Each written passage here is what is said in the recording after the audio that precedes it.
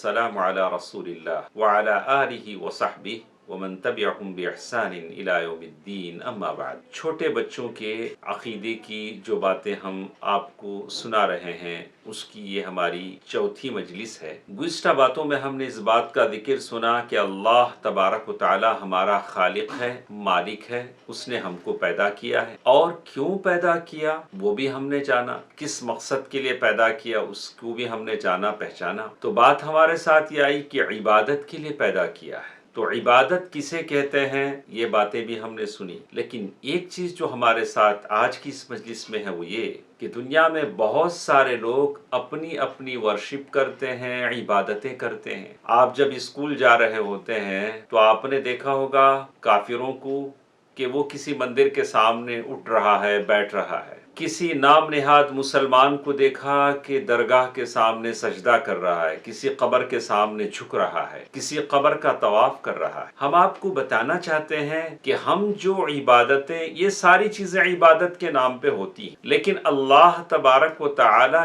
किस इबादत को कबूल करते हैं ये मुझे और आपको जानना होगा, पहचानना होगा। चलिए देखते हैं कि अल्लाह तबारक व तआला किस इबादत को कबूल करते हैं। तो कहा कि अल्लाह तबारक व तआला के किसी भी इबादत को कबूल करने के लिए दो कंडीशन जरूरी है। आप और मैं जो भी इबादत करें वर्शिप के नाम पर, इबादत के नाम पर, अल्लाह को खुश करने के लिए पहले थोड़ी देर के लिए सोच लें कि क्या वो दो कंडीशंस इसमें हैं कि नहीं है कि नहीं। जब आप और आगे बढ़ेंगे तो और भी कंडीशंस आपके सामने आएंगे।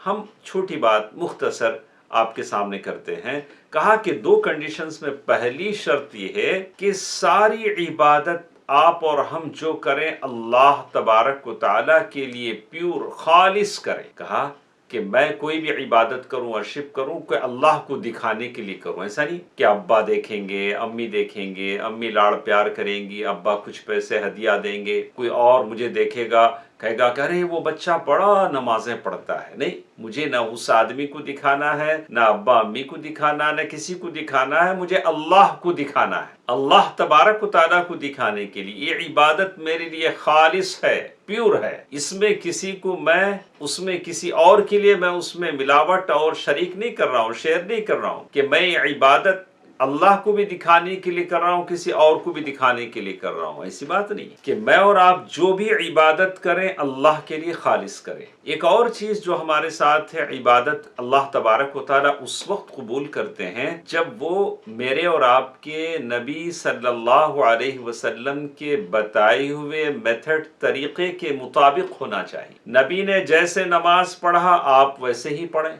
नबी सल्लल्लाहु अलैहि वसल्लम ने जैसे जो किया आप वैसे करें तो अल्लाह कबूल करेगा। वरना अल्लाह कह देगा जा तेरी नमाज मेरे नबी की नमाज की तरह नहीं है, मैं उसे एक्सेप्ट नहीं करता, कबूल नहीं करता, जा तेरे मुंह पे मार देता हूं। तो आप नमाज पढ़ने से पहले पूछ लें कि क्या, सोच लें कि क्या ये नमाज में जो पढ़ रहा हूं मेरे नबी की नमाज की तरह है कि नहीं, जिंदगी का कोई भी अमल। तो ये दो शर्तें हैं जो बहुत जरूरी हैं।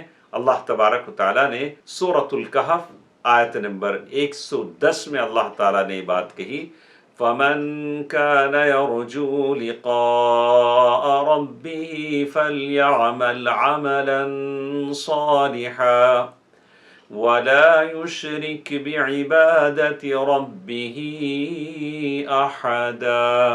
तो जिसे भी अपने परवरदिगार से मिलने की आरजू उम्मीद हो उसे चाहिए कि नेक अमल करे, आमाल करे और अपने परवरदिगार की इबादत में किसी को शरीक न करे।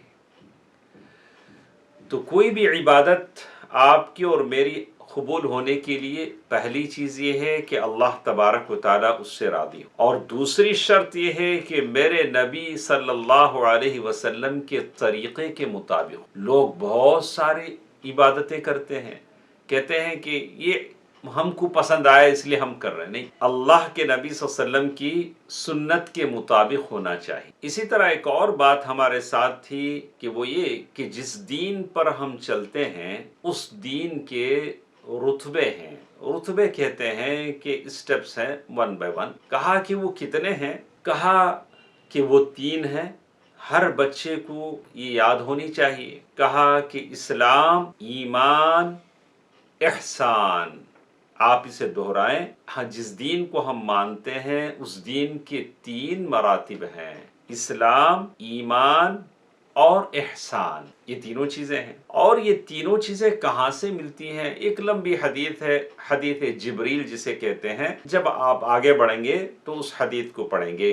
پہلی اتنی بات تو یاد کر لیں کہ جس دین کو ہم مانتے ہیں اس کے 3 رتبے ہیں: اسلام، ایمان، احسان. اور اسی طرح اب چلیے یہ بات جاننے کی کوشش کرتے ہیں کہ یہ تینوں چیزوں میں سے ہر ایک کی تعریف کیا ہے، ہر ایک کو کیسے ہم پہچانیں. اسلام کسے کہتے ہیں؟ اگر ہم کسی غیر مسلم کے سامنے اپنی اسلام کو بتانا ہے، اسلام کسے کہتے ہیں، آپ کیا بولیں گے؟ یعنی اگر ہم بتانا چاہیں اسلام کسے کہتے ہیں تو ہم کو بتانا پڑے گا کہ توحید کو اپناتے ہوئے خود کو اللہ کے حوالے کر دینا. اسلام کا معنی یہ ہے کہ اپنے آپ کو اللہ کے آگے سرنڈر کر دینا، لیکن توحید کے ساتھ.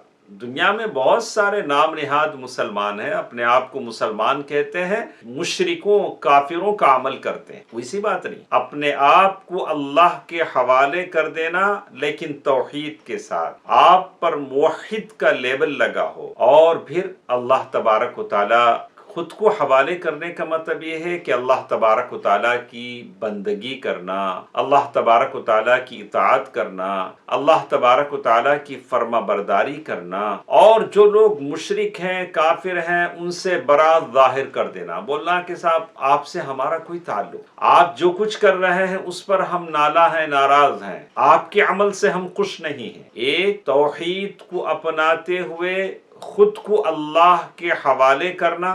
کیسے حوالے کرنا؟ اللہ تعالیٰ کی اوبیڈینس، فرما برداری کے ذریعے، اطاعت کے ذریعے. اور پھر جو مشرک ہیں ان سے اپنے آپ کو الگ کر لینا. ایسا نہیں ہوگا کہ ہم مسلمان بھی ہیں اور مشرک جو بھی کر رہے ہیں ان کے ساتھ ہم مل جا رہے ہیں، جو بھی کریں ہم بھی کر رہے ہیں. کہا کہ ایسی بات ہم ان سے کہیں کہ نہیں، آپ کا راستہ الگ ہے، ہمارا راستہ الگ ہے، آپ کی شرک میں ہم آپ کے ساتھ متفق نہیں ہیں. انشاءاللہ کچھ باتیں ہمارے ساتھ اگلے درس میں ہوں گی. اللہ تبارک و تعالی مجھے اور آپ کو صحیح عقیدہ اپنانے اور زندگی بھر اس عقیدے کے ساتھ چلنے کی توفیق دے. آمین.